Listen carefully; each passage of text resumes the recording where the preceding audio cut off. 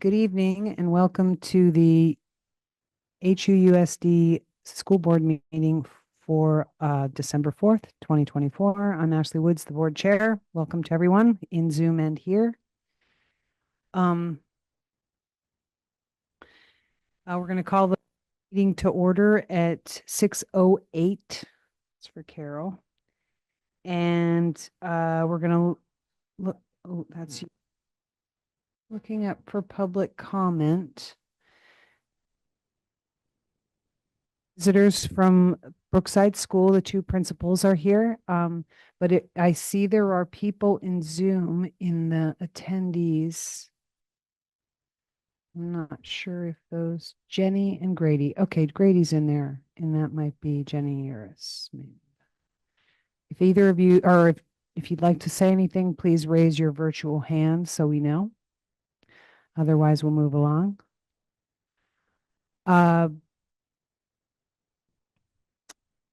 First, we'll approve the agenda. Do I have a motion to do that? Oh, sorry. Yes, we're going to amend the agenda. Thank you. Good. You can raise, Steve has his hand up. Go ahead, Steve.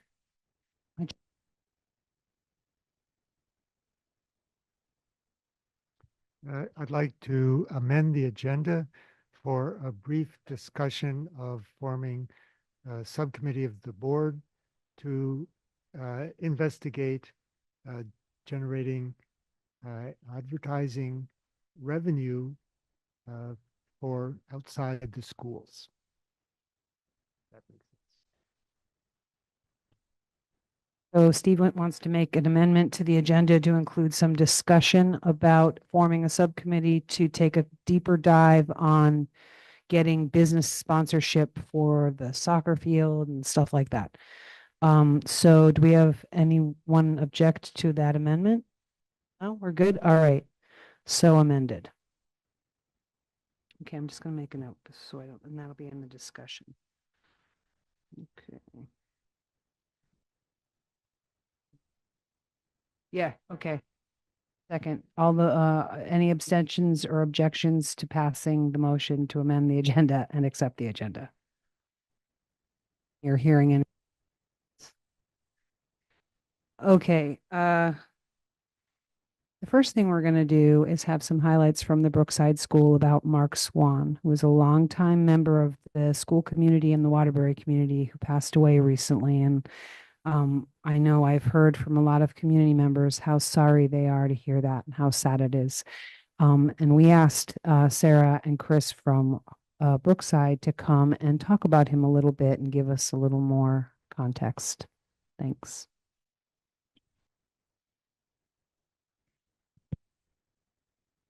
Thank you. Good evening. Tonight, we are here to acknowledge and honor the life and legacy of Mark Swan, who passed away unexpectedly after a short illness on November 21st, 2024. Mr. Mark, as he was known to students, worked at BPS as an instructional assistant for over 17 years, working one-on-one with individual students, supporting classrooms, supervising countless recesses, and supporting hundreds of children and adults in crossing Stowe Street as our crossing guard every morning and afternoon. This brief passage from the book Each Kindness by Audrey Woodson captures the essence of Mr. Mark. Ms. Albert had brought a big bowl into class and filled it with water. We all gathered around her desk and watched her drop a small stone in it. Tiny waves rippled out away from the stone. "This is what kindness does," Miss Albert said. "Each little thing we do goes out like a ripple into the world. Even small things count," Miss Albert said gently.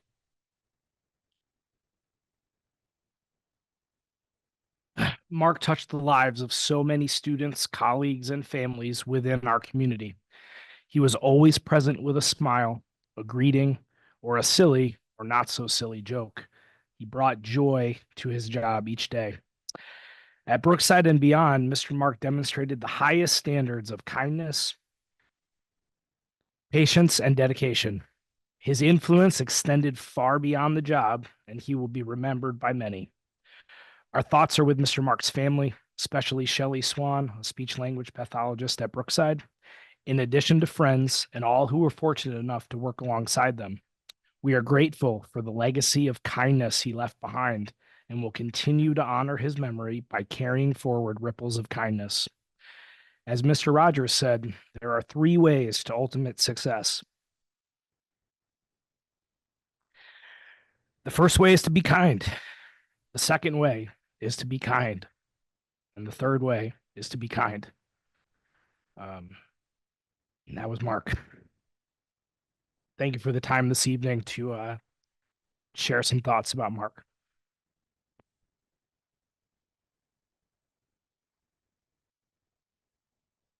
I live in Duxbury now, but I've been part of the Waterbury community, the Waterbury Duxbury community for a long time. And I cannot tell you the number of people who aren't necessarily associated with the school, but who were saddened to hear of Mark's passing. That being out there on Stowe Street every day and waving those cars through and smiling at those drivers. And he made an impression way beyond Brookside. I know it was a great impression in Brookside, and for that we are forever grateful. But it was also an impression to all the people that drove by him every single day, and they'll remember him too. And Sarah shared with me that the day that they announced it to the families, and I have to really give a shout out to both Chris and Sarah and the school counselors for how they handled and processed it. They met with each class individually. They shared the news individually so that all of our students were supported. And we had arranged for counselors from other schools to go and help support on that day. But at the end of the day, as students were leaving, there was a very brief time that there was a full rainbow that you could see from Brookside.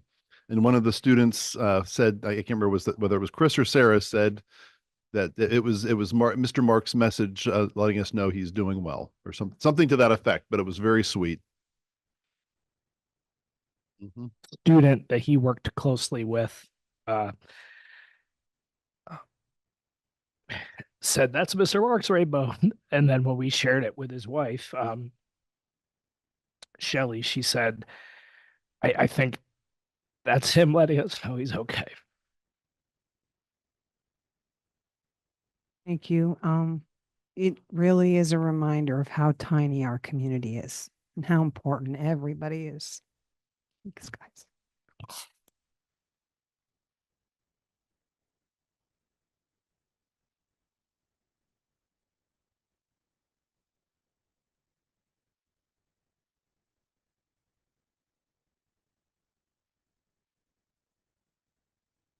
We are moving on to board reports. I think that the leadership report kind of speaks for itself this week. Go ahead. Oh yeah, you're welcome to stay for this really exciting. Yes, please, you guys definitely do not hang around. You have jobs already. Don't be so rude. No. Okay, no worries. I don't know what I just did. Anyway. Yeah. That is really sad. All right. Superintendent report. Do you want to say some stuff?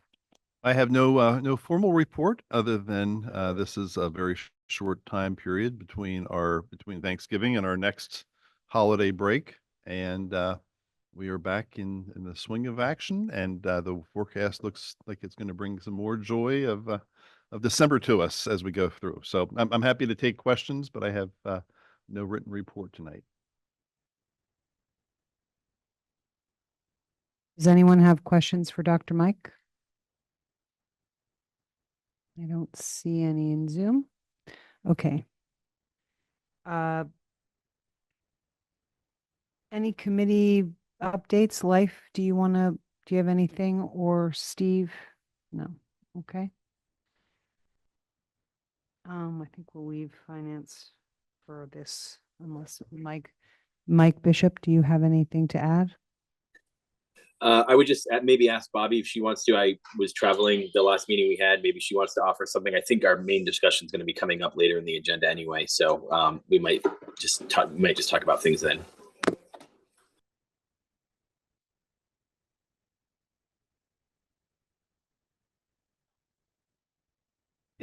Well, I think, I don't know, we're waiting, basically, poor Lisa with her, waiting to get the financial report and waiting to get more information, which is, what we need. But Dan and I volunteered to draft frequently asked questions.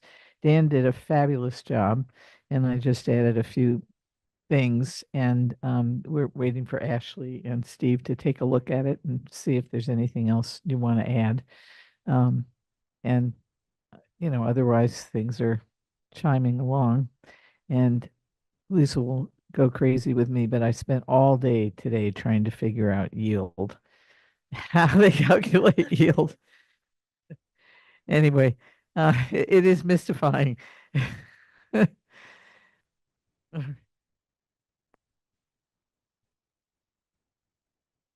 Bobby. All right, well, I think we are moving right into our discussion section then. And the first piece of that is to review the overall 26 budget expenditures for board review and feedback. Lisa has a little bit of an update about the last 24 hours before she gives the report she does have. So unfortunately, I was hoping to give you a line item budget and an updated budget from the last review. However, our e-finance system was down all day. It went out at 12 o'clock today, and the entire district did not have access to our financial system. It came back on at 5 to 4 today, and I couldn't get anything I couldn't get into the system, so I couldn't get anything out of the system to download any of the information. So what, Cindy, if you want to bring up what I can just share with you, and I deeply apologize that our financial system, yes. Our financial system just, nope. You have to open up the PowerPoint. Yep. It's the Google slideshow. So I apologize. Just couldn't get into the system.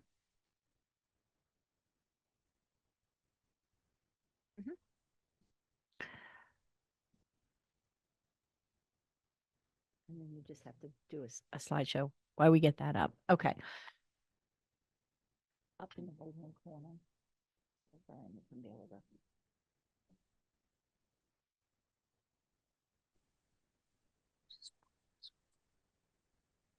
More. Oh. Sorry about that. Oops, that's not it. Here in the slideshow in the right corner. Oh, there. That it? The star there? I have to to mute myself.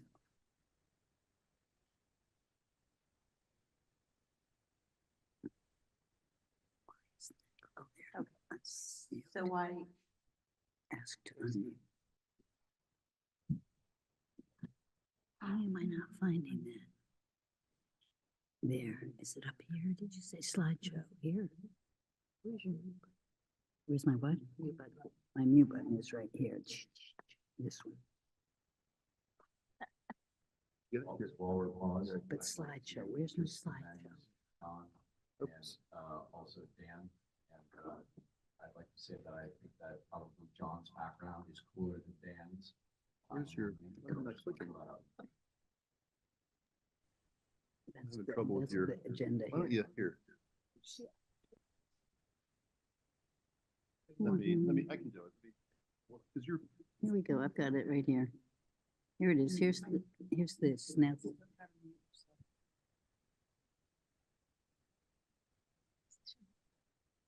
No, that's my computer mute. It's this mute that you want.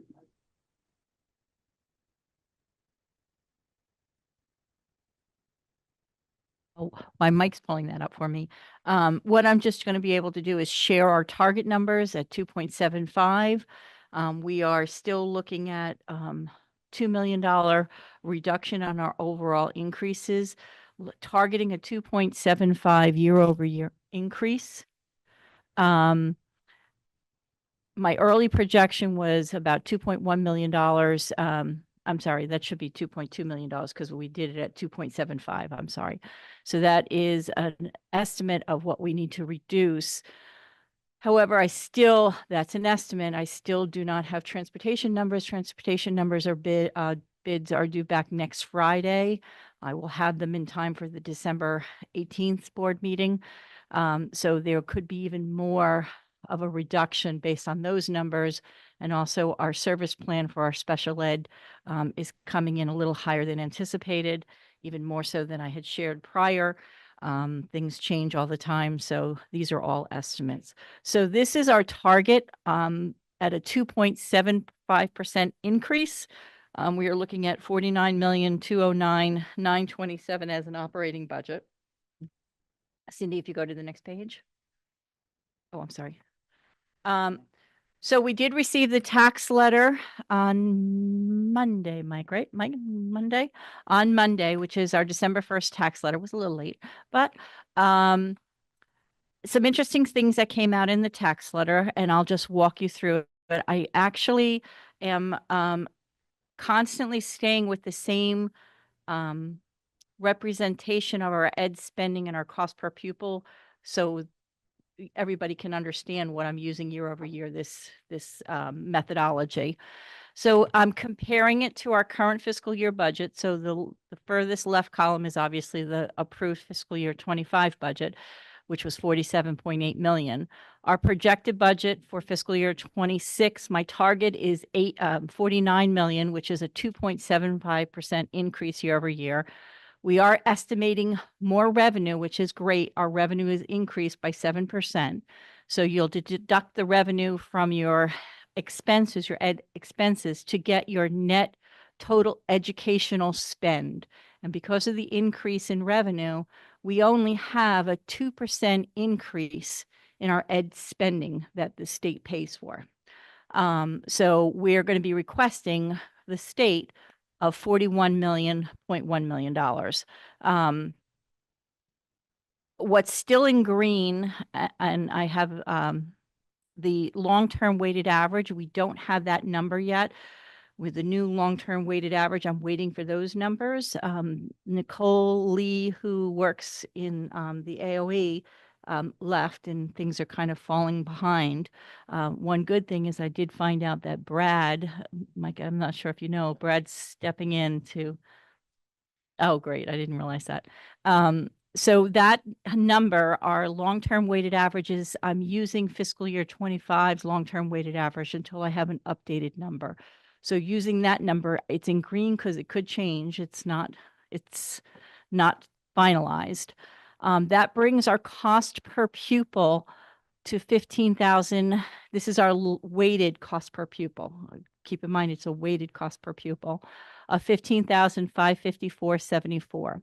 In the right-hand column, you'll see what the estimated threshold, excess spending threshold for cost per pupil, weighted cost per pupil students for fiscal year 26. They're estimating it to be 15,926. So we're close to that number. We're under it, but this is an estimate. This is not a final number yet. So in the December 1st tax letter, the yield was estimated to be $8,553, which is low, but that includes what's called a state adjustment. And that is on what they're going to be doing is they're going to be doing a state adjustment on the CLAs. So you're not seeing that here, but you're seeing the state adjustment rolled into the yield. So there's a 72% state adjustment. That is why the yield is at $8,553. So with that estimated, again, it's not final, it's an estimate. With that estimated state adjustment yield, our tax rate jumps to $1.81. It's an 18% increase because of the yield in the state adjustment on the front side. when we get the final CLAs, that 72% is then adjusted to those projected CLAs of each town, and it brings that CLA down. So you'll see it on the back end. Right now, you're seeing it on an increase, the state adjustment on an increase. And I'll show you in the next slide. It'll help you better understand. If you recall, we're also receiving a taxing capacity discount. In fiscal year 25, we received a 9 cents taxing capacity discount. What I need to do is and it's a 20% reduction year over the year for the next 4 years. What I need to do, and that's why it's highlighted in purple there, I then need to apply the statewide adjustment to the taxing capacity discount, which raises it from 7 cents to 10 cents. So now we're getting a 10-cent taxing capacity discount with the state adjustment. Not 7. But so it's simple math. It's simple math. Yeah. So that brings our district tax rate with the taxing capacity discount and the state adjustment to $1.71. It's difficult, and bear with me, you cannot compare fiscal year 26 to fiscal year 25, because you're going to see right now that's a 15.5% increase in our district tax rate. That's because of the state adjustment, and you're seeing it on the front end. It's a bit of and I hate to use this, but it's a bit smoke and mirrors, because we're looking at the taxing capacity discount, but you're not seeing it until you actually look at each of the towns' adjusted CLA with that state adjustment.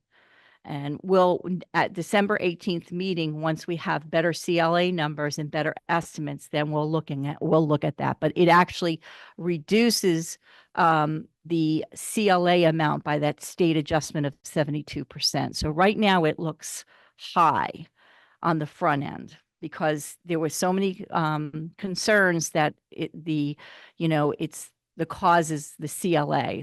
So there was a state adjustment that was applied in the letter this year of 72%. If you go to the next, I would say that was part of the yield bill from the last session, and essentially the legislators got tired of hearing that it's not the district budget, it's the CLA. So they baked that into the earlier part. So there is going to be, I think, from some community members, some sticker shock.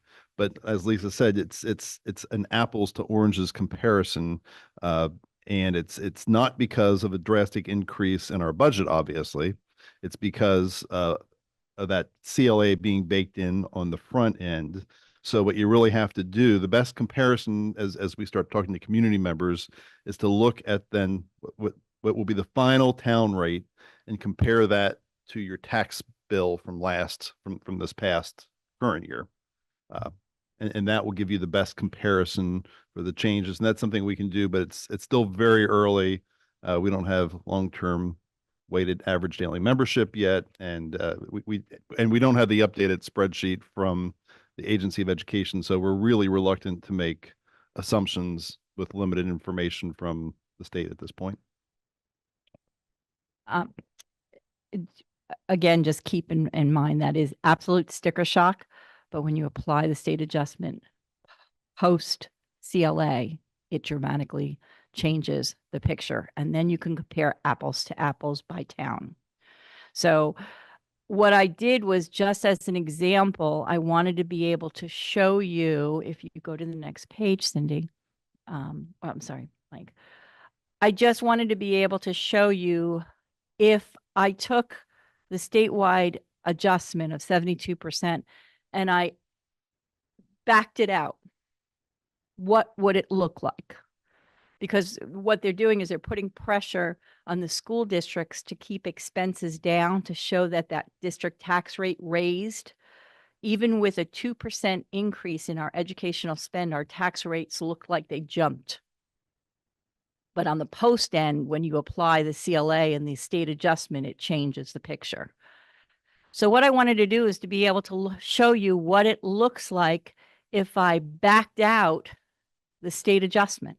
If I backed out the state adjustment of the 72%, that changes the yield to 11,879.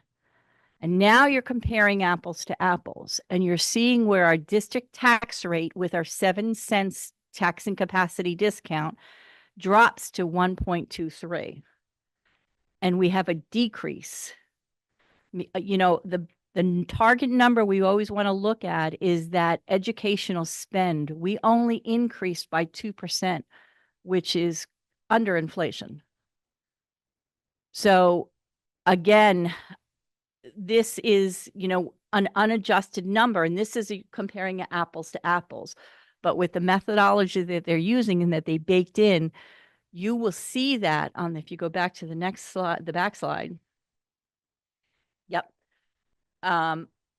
You won't see that baked in until you apply to the CLA. So then the pressure is off the fluctuation of the CLAs. The pressure is now with this view and with it baked in on the pre-CLA, it looks like the district's tax rate is increased dramatically.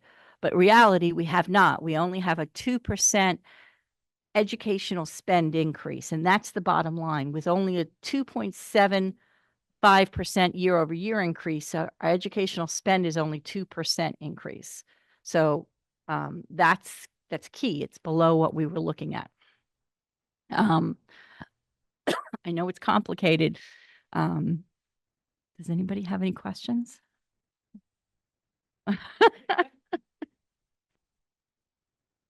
So, and I'm just, because I haven't really gotten a chance to pour through the numbers and really sort of let the numbers soak in and synthesize it in my own head. But if I were going to just take this sort of at face value and just take from this meeting what you've said, and I'm meeting somebody like on the street who says, "Hey, Ben, you know, what do you take from all of this? Are we actually increasing next year by 18%?" I can say, actually, no, that's before all of the formulas are baked in. After all the formulas are baked in, it's more like 2. Is that an accurate accounting of what you just said, or no, not quite? So you're talking about tax rate increase or educational spend? School me. It's the tax rate increase comes in after the CLAs are applied to each town, and that fluctuates from town to town. So if we're talking about what would, if the citizen's asking, what's going to be my tax impact? I haven't shown that yet. However, what I'm showing you is what's key is right now, they're baking that state adjusted rate on this side prior to the CLA. So it looks like the district's tax rate jumped dramatically. And it's keeping pressure on the school districts to keep their spending low. And so there's no pointing of the CLAs or blaming that it's the CLAs, because we have no control. We only have control right now. The school district only has control of our educational spend. Right. And our educational spend is only a 2% increase. No, that's our year over year. Right. So remember, your educational spend is your net minus your revenue. So that's what we're asking the state to contribute to our school district, to fund our school district, the 41.1 million. Because you want to always net your expenses, you want to net your revenue off your expenses. So with only a 2.75% year over year increase in expenses, and because we haven't had a 7% increase in revenue, we're netting out to only a 2% educational spend, and that's what we're asking the state to fund for our district. So when they're looking at our expenses, we are cutting at least right now $2.2 million out of our budget, and it's still only achieving a 2% educational spend increase.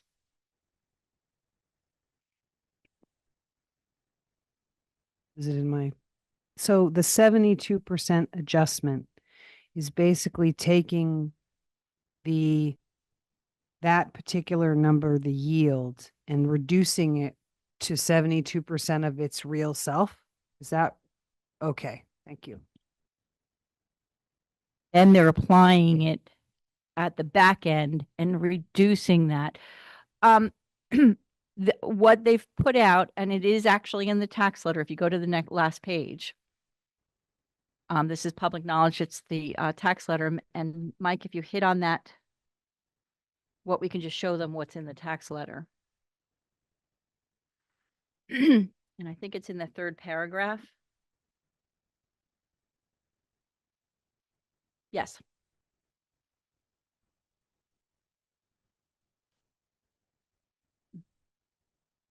So if I'm not sure if you can zoom in, the very right column is what their estimated each town's CLA is going to be for fiscal year 26. It's a very early projection. And remember, CLAs are normally out to 4 decimals. They just rounded it up to 2. So these are not quite true numbers. If you pull up one of our Duxbury. So they're estimating Duxbury's fiscal year 26 CLA to be 65%. With the 72% statewide adjustment, that's increasing the number to 90%.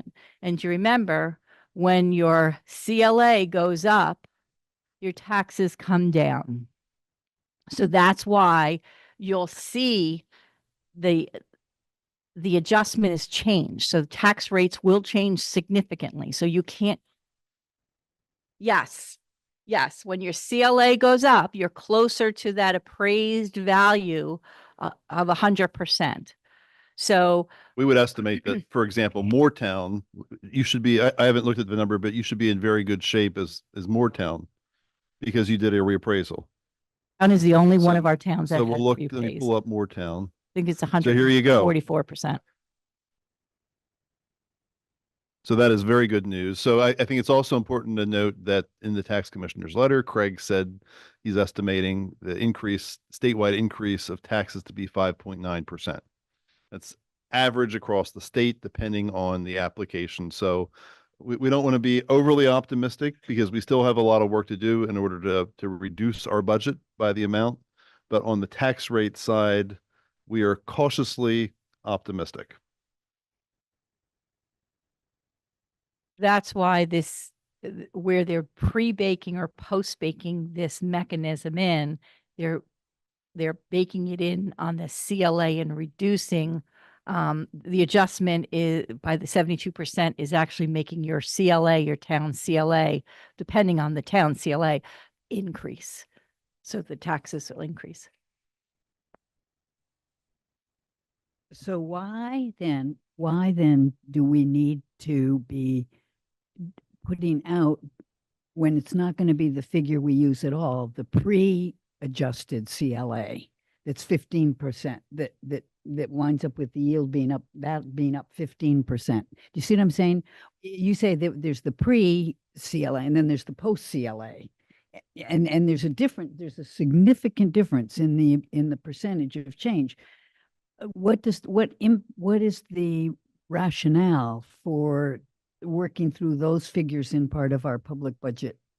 Not that we would hide those, but that they're just all part of this formula that gets us to 5.9% or whatever it is, or whatever it is for your town, whatever it is for your town. That's all I'm saying. I'm saying people will see that 15% and just go bananas, understandably. Right. And that is part of the formulation that we use as we go through these various things, right? I don't know. So and I hate to use this terminology, but it's smoke and mirrors.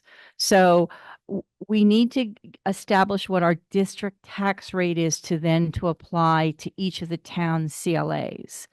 So, and there was a lot of finger pointing this past year that it's the CLAs, that's what's causing the tax increase. Because remember, we have only control up to our district tax rate, which then is applied to each individual town CLAs.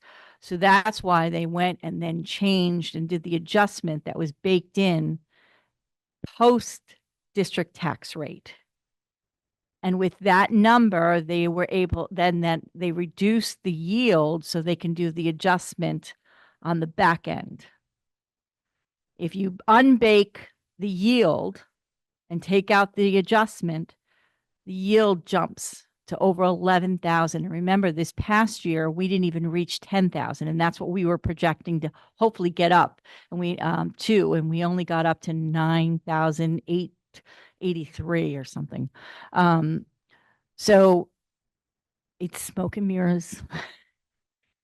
Not by, it's correct. And that's why I want to be very cautious of putting numbers out there or taxes, because a lot of this is still estimations. And, with this adjustment, statewide adjustment, I want to make sure everybody knows that they cannot compare 25s to 26s district tax rate, because it looks like we increased dramatically. And that's key. We have not, because it's the methodology that they're using with the adjustment. Key takeaway is we've only had a 2% increase in our educational spend, which is phenomenal. We have a tall task because we still are looking at reducing and cutting $2.2 million, which could be more depending on my transportation costs and my final sped ed budget. But that is a phenomenal feat. Our target number is achieving only a 2% educational spend increase. So we are being very diligent about our expenses. And I do want to point out that we are getting close, very close to that cost per pupil, weighted per pupil.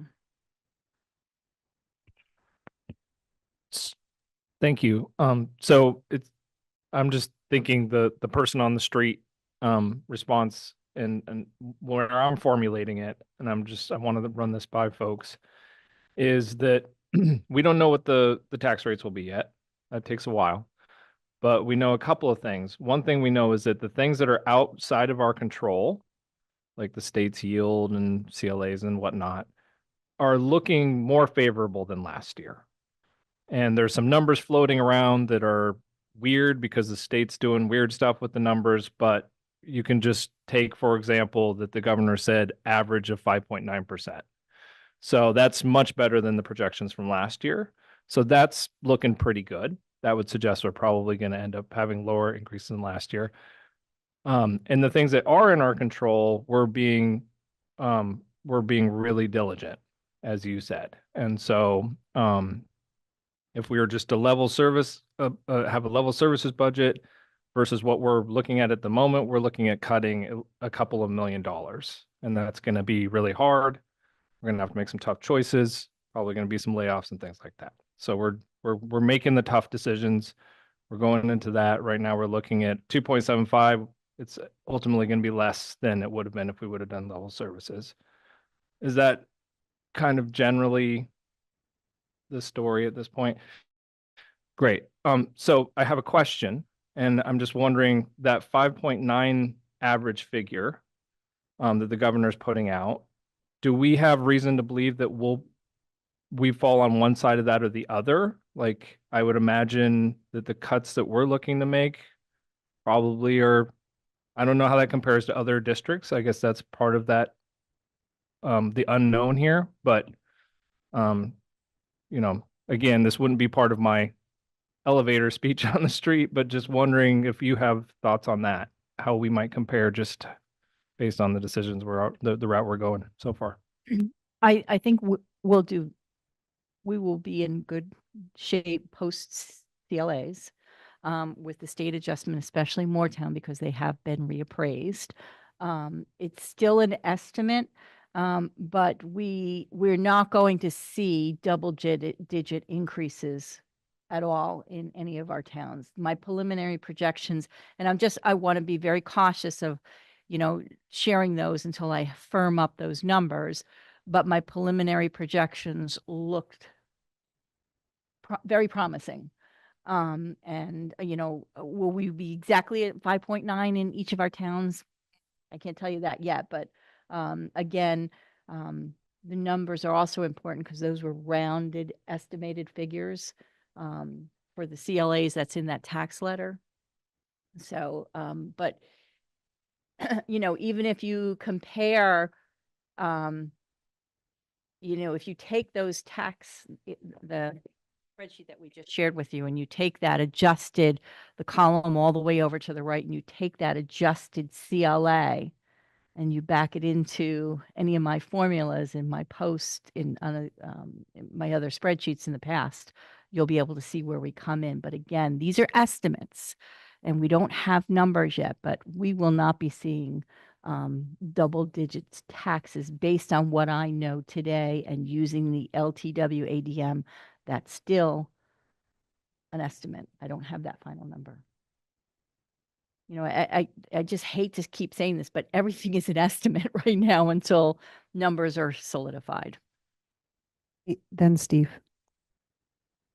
Thank you, Life, because I was looking for language to use. But so when do they send out the CLA? What I was trying to remember, and that's in January. So after January, we'll. My question is, when do the other two estimates, the green numbers, when do they turn black? Well, the estimated yield, they never finalize until the end of the legislature session. Remember, it was fluctuating back and forth all in the beginning of March and April last year. And that's why I kept saying that we're going to get to 10 and we never got to 10. But that is a pretty good preliminary.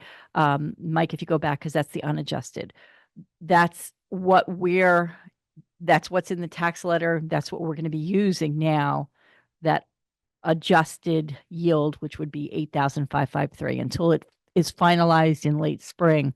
That's what we are using. And when do you find out about the equalized pupil? Well, that's extremely late. We should have had it by now. But because the person who handled that left the state, they brought back Brad, who retired, and he's frantically trying to get it done. So it's late to all of us. So I think Life was maybe asking this before, but if we look at the governor's projected tax increase of 5.9, I understanding that it's at estimates, but do we have a sense whether we will be lower than that or higher than that? People will ask us that.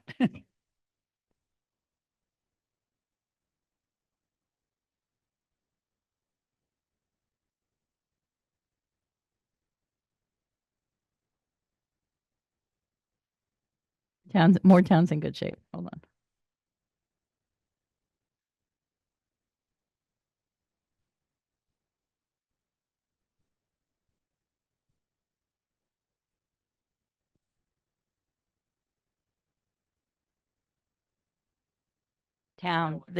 The town grand list.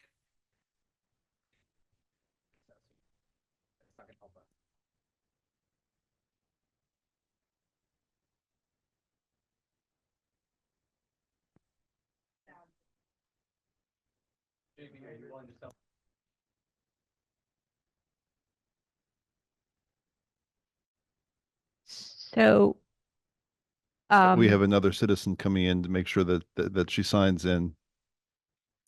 Yes. So all of our towns look extremely good, except one. And if you go to that tax letter, yes. And if you go back down to that table, and if you look up every one of our towns,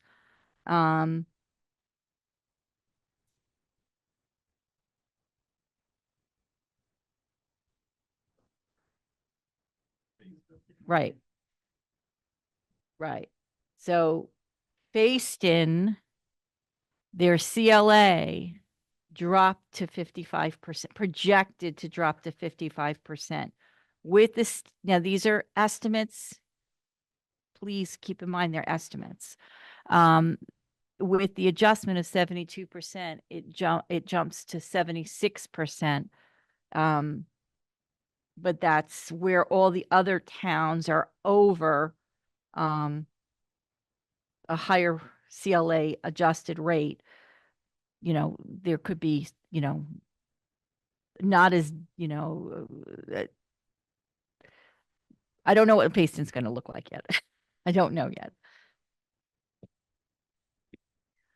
And it really is. And Danielle said it with her mic off, but we live in a desirable community, and our home values have increased through the pandemic and to a greater degree than others have. And that's part of the calculation is the value of your home and what percentage you should be paid based on that value. So that's Right. what makes it challenging for our community, because we have the second most equitable funding in the country, but it's the funding on how we share the pain as taxpayers, and that's the piece that is making it very difficult, especially for those who've lived in some of their homes for generations and maybe land rich, but not income, but not have a high income. So that's what makes it may be equitable from that sharing of pain, but in many cases it doesn't feel equitable to the people in our community who are working really hard and struggling to make ends meet.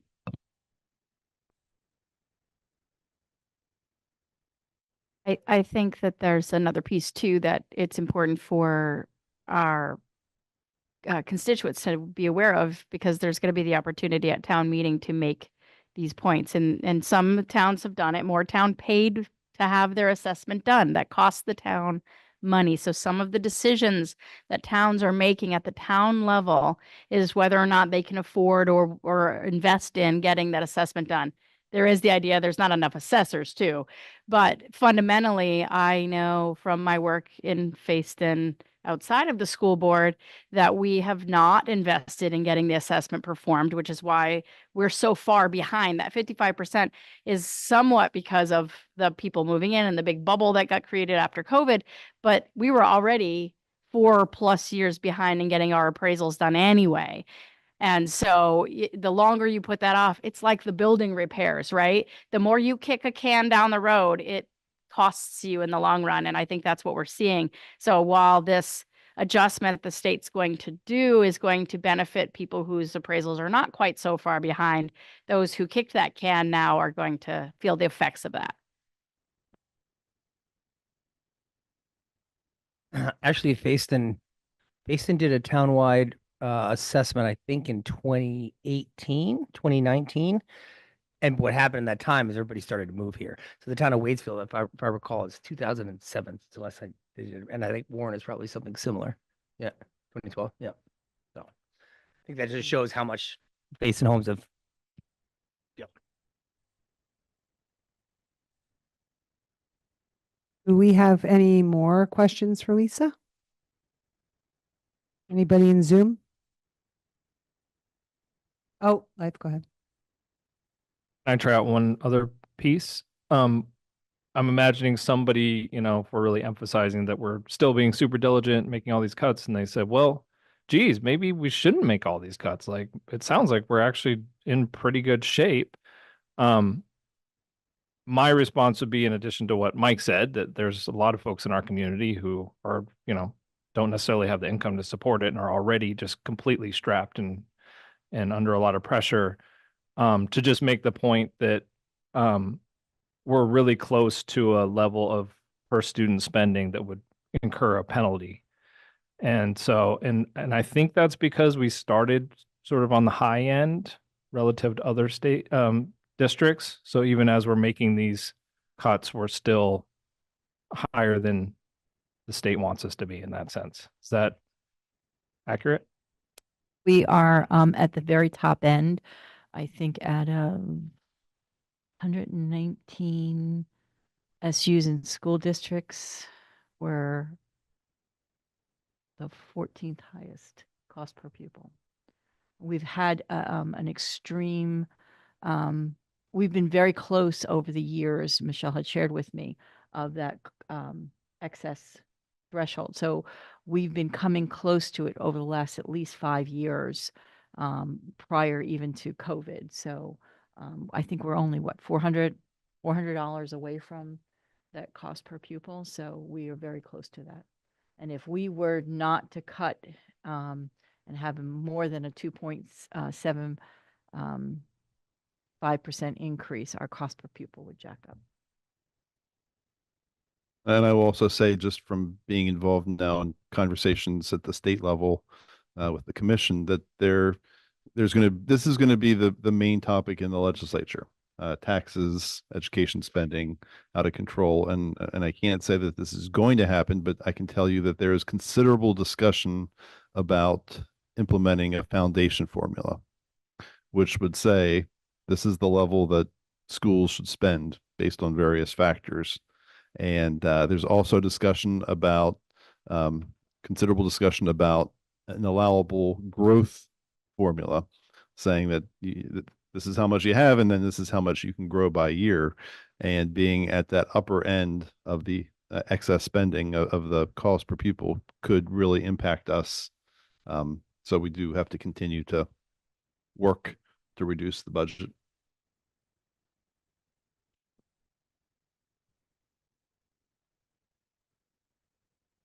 I guess the other thing that that I spent time looking at today again is when Andrew Persilik was here, and he was talking about the difference between whether it's income tax driven or property tax driven.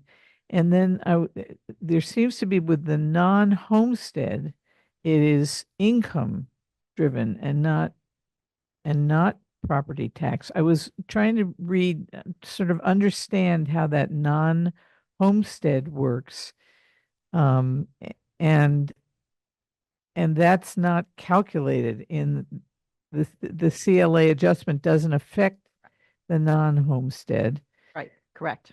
It's based on the property homestead. It's based on the property homestead. Okay, well, for people who are homestead tax and have lived here their lives and are property rich but income insecure, they can get an income adjustment. So that 5.9% would still be adjusted possibly for a lower income. Right, that's income sensitivity. So yes, the threshold, I believe, is 128,000. Maybe it might have gone up to 131,000. And 2/3 of the state, there is an income sensitivity, and 2/3 of the state is on the income sensitized. But is the non-homestead, and I can imagine the reasons, in some cases, a non-homestead property would be a business. But in some cases, would it be a second home? And so is there a hesitance? There might be hesitancy that we have a number of second home owners that if their taxes increase at a higher rate, we might lose second home owners and that income. Is that a concern? You could, and there's also a flat tax rate for non-homestead. So they use a flat tax rate. So where the homestead is based on the CLA tax rate of each individual town. And actually, if in my presentation for the panelists, there is that link to that. Who did the video? I forgot her name. Duda, Loaf. Yeah, but Duford, yes. I recommend clicking on that link and I can resend it out. It actually walks you through the whole thing, and it's very good. It's well done. And that'll explain the homestead and the non-homestead, and where the non-homestead is a flat rate tax versus the homestead. And then doesn't really go into the CLAs, but at least it gives you an overview of that. And it was well done.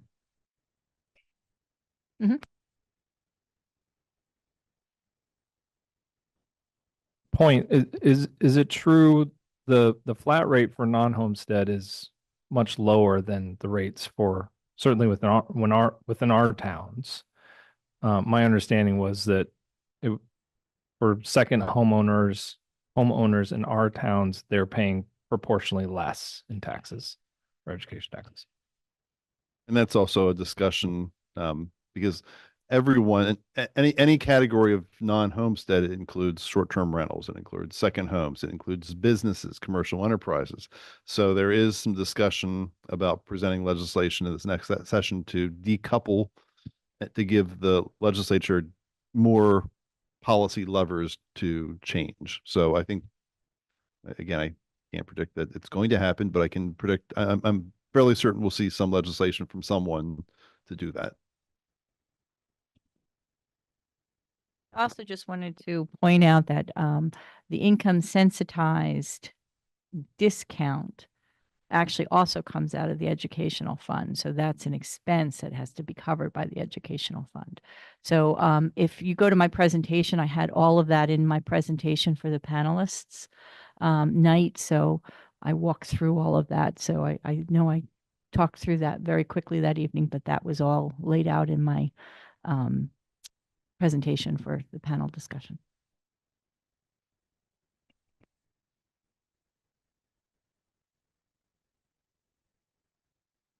Okay. Anything else for Lisa before we move on?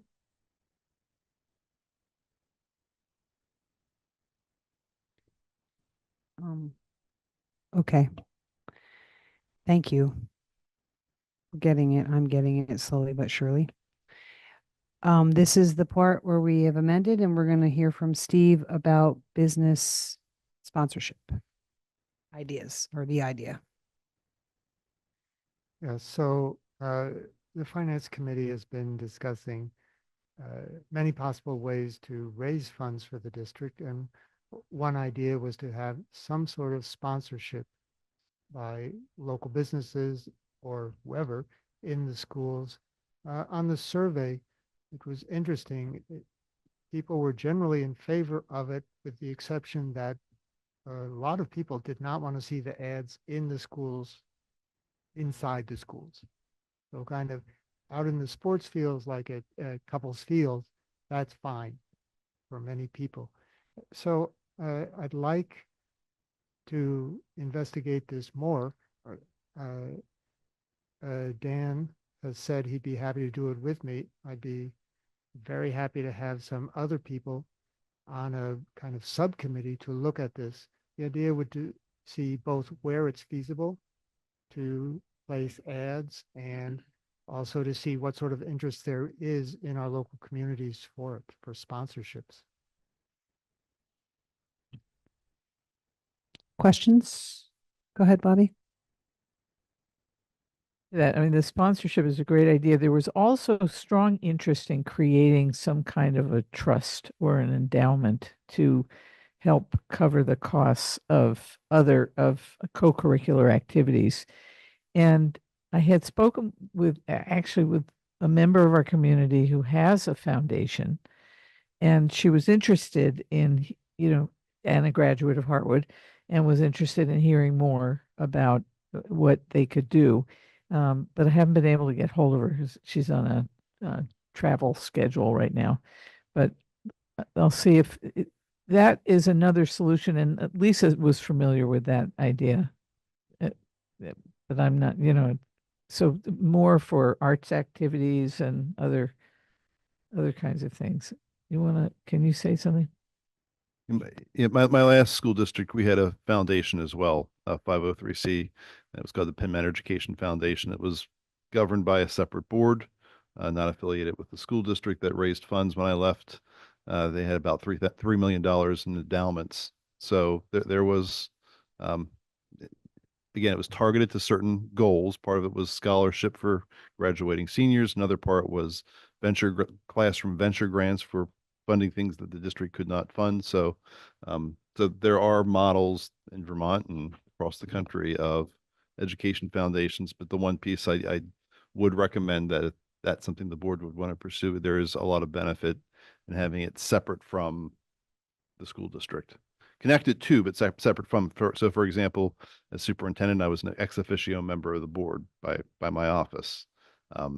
So that's something that Lisa and I would be happy to talk about. Just thought of a possible snag with that, though, because at one point we had the Warren Education Fund, and that was separate from the school district. I'm wondering how Brigham, how that interfaces with Brigham. It, the question. Thanks for that. But just to stay on target for Steve, that is another thing we could look at. I mean, that's something maybe you want to flesh that out and come back. Kind of what he's doing right now is to get our buy-in so that there's the grounds to form a little subcommittee that can have public meetings, but specifically stay on task to talk about the business advertising potential. And it has a lot of facets because you got to figure out where it's going to work, where it's not going to work, how much it's going to cost, who's going to interest. There's a ton of stuff to consider. So I like that too as another area. So, but for Steve's purposes, does anyone have input or questions for Steve about how he wants to progress?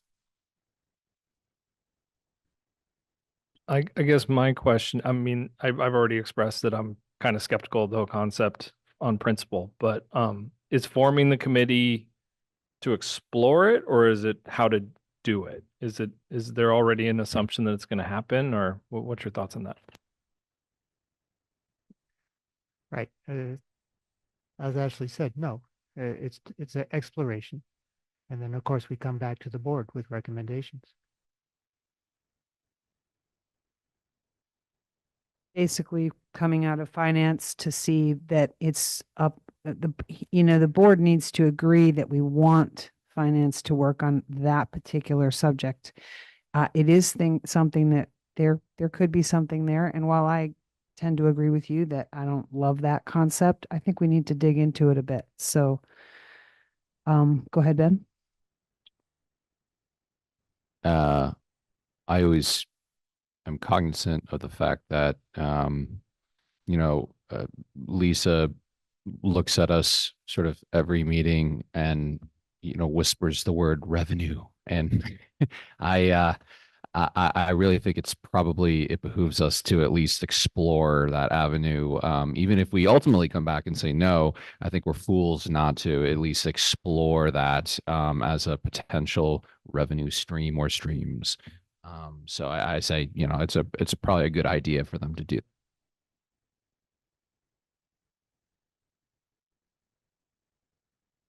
Corey, then Mike Bishop.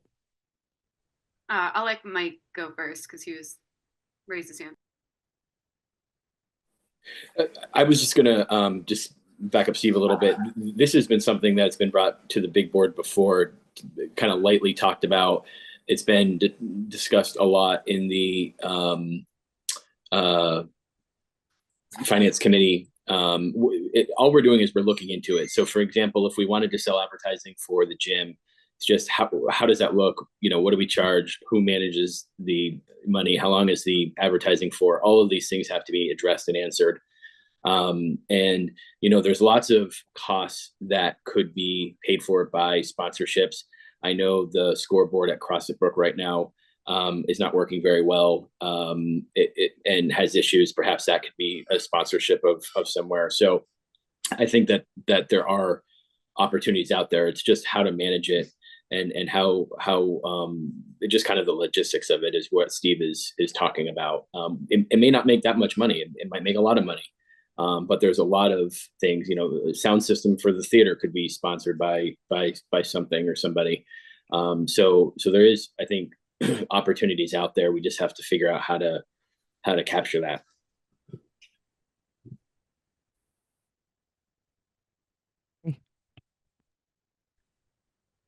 Yeah, I just wanted to say, I mean, this is something, I mean, I grew up in Florida, and this is something that you see on a lot of the schools in that area of just, businesses advertising in the gym, on the fences around the fields, in the theater complex, whatever. So I definitely think it's something that is very worth exploring. That being said, I will just put out there that should we choose later to proceed with it, I do encourage putting down some guidelines, which would be easy to do and easy to find and come up with. And obviously that's further down the road, but I think this is definitely something worth exploring that we should look into more.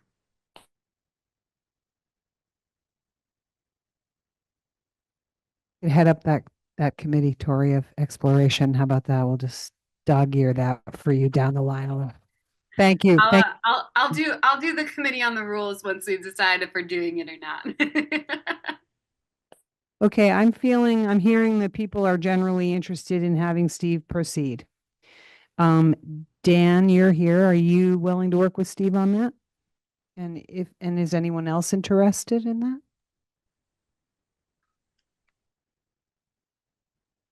Yes, I told Steve I'd be glad to help out. Time might be a little bit limited, but wherever I can pitch in, I'm glad to give him a hand. Great. Anyone else interested for now? Corey? Ashley, is this a committee that maybe we need a motion for appointment? Well, it's the potential of a subcommittee. We just want to see who might be interested in being on it first, if there's more than just Tori but it could be a subcommittee of the finance committee because it will have to have its meetings be public like anything else. It would be warned meetings, but it would just be this smaller group discussing. And Elizabeth's not here. She was interested. So she has the potential to want to join this group too. Okay. So Corey, what were you?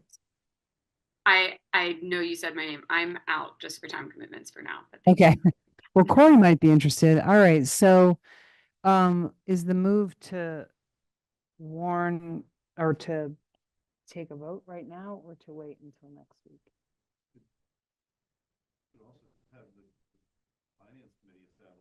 A subcommittee. Okay. So I think so. And potentially Elizabeth. Yeah, I think that's okay. I mean, it would be a subcommittee of the finance committee because it's doing that research. So I think you can form that in your next finance meeting, and Corey, will be in your subcommittee, but peripheral to the finance committee. Still has to be warned and it still has to be public. Okay, we can call it a work group. Okay. All right, so at the next finance meeting, we'll talk through that and get to that. Okay, cool. Okay. Thank you yep, go ahead. Great to know how many other school districts do this in Vermont and how well it's gone and whether it's worth it in your exploration. Yeah. I know I'm interested to hear it. It feels like Florida, they could generate tons of money, and here they'd be like, well, it's like $67 for this winter season for your plaque. I don't know. Just I like the idea, but in Vermont scale, it might not be that impressive. Okay, if everyone is content there, we're going to move on. Next is our second read on the draft equity policy. Do we want to hear from Life or go ahead? I'll just mention that we linked in the agenda now that memo that we went over last time that just details the process and some of the feedback and how we responded. For that, it's a lot of good information in there. So any questions or comments on the F36 draft emergency medication and the deletion of the F6 student medication? Anyone have any comments? No. Okay. Well, that didn't take 10 minutes. All right, so we're going to move on to action items then. Our first action item, this you're going to need your tally sheet for, is the creation of a building use and visioning committee comprised of JB, Ben, and Cindy. I thought there was one more person in that. With JB taking the chair spot. Thank you for offering, JB. Obviously, Mike and I will be part of that. This is the facilities committee, basically, that is going to work with Truex during the feasibility study. They're the board reps. We're gonna have admin rep and teacher reps. Is that the case? For the facilities with Truex, does that? So the process, we've already started the process Yes. right afterwards, and there's a calendar I shared with board leadership from Truex Collins to deliver a report by the end of January. So we have met, Lisa, myself, and Ray have met with Truex Collins to kind of outline the goals. There was a document that I put out last Tuesday that principals have been working on that talks about use of buildings, how we're currently using them, goals for uses, needs. We have a meeting tomorrow morning from 8 to 9 with Truex Collins, 8 to 9 with our elementary principals, 9 to 10 with middle school administrators, and then 10 to 11 with high school principals to dive deeper into those documents for the um, for the part of the study. There's 2 meetings scheduled with this new facility committee over the next 2 months. So there would be board input, and then the goal was to bring that to the full board for review. So the process, we've gotten started on that. Really, the work that we're doing is preliminary, just kind of getting all the details there that need to be completed as part of the early phases of a facility study. Okay, so does someone want to make that motion who isn't Ben or JB? Want to read it out live? I move to create a building use and visioning committee comprised of JB Weir, Ben Clark, Cindy Senning, and the chair and superintendent serving as ex officio members. Does anyone want to object or abstain to the forming of this committee? Oh, sorry, we need a second. Tori seconds, my bad. If we don't have any objections or abstentions, which I don't see, that will pass. Thanks, you guys, in advance. Our next action item is to elect Corey Hackett to replace Mike Bishop as the representative on the CVCC board. I need someone to make that motion. Make that motion. I'd also like a 5-minute presentation though. Next week. Give him a week. Do we have a second? Does anyone have any objections, or does anyone want to abstain from this? Without hearing any objections or seeing any, don't think I see any. Hold on. Let me just look in there. Okay, that will pass. Corey, thank you very much. And I believe they're having their meeting here on the 6th, right? They're going to be, that's in like 2 days. Oh, It's It's Monday. Monday. They are rotating to all the schools that are sending districts. It's an interesting, it's a great way to kind of understand what's going on there. I might attend that meeting. That sounds interesting. That'll be a great way to meet Jody and meet some of the board members. So it's kind of great timing for you. Lucky you. Okay. Consent agenda. This consent agenda consists of approving the minutes from our 11/20 meeting, approving the warrants from 11/12 for $6,391, from 11/20 for $539,013.98, and the total is $545,404.98. We are also approving for warning of policies, the equity policy and the draft for the medication. It's still emergency medication, and the deletion of the student F6 student medication. So that is the consent agenda. Someone want to make that motion? JB makes that motion. Danielle seconds. Do we have any abstentions or no votes on that? If not, I'm struggling with the little thingy. Without any no votes, we'll pass that as is. All right. Consent agenda passed. Okay. The last thing on our agenda tonight is a executive session. Could someone, do you have that? Put that up.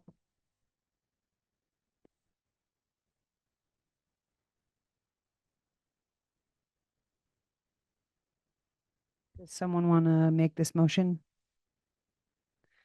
Yeah, well, yeah, I think I can see it. Yeah. We make a motion to enter into an executive session with all board members and Mike Licklider, Superintendent Dr. Mike, and the Director of Finance, Lisa Essler, for the purpose of discussing labor relations agreements with employees because premature knowledge would clearly place the public body or person involved in at a substantial disadvantage. So if you're in Zoom, please go to the Zoom link that Mike sent this afternoon, and we will see you there in, oh, shoot, sorry. And I would also like to see the board would consider a friendly amendment to include a legal issue as well. Discuss a legal issue in executive session, which is also covered. I spoke to our attorney about it today. Okay, so do you want to second? Why don't you second the motion? Because I didn't do, you have to second the motion to go into the exec. All right. Without any objections or abstentions, we are going to executive session in that breakout room. We'll see you and we'll take a 5-minute recess.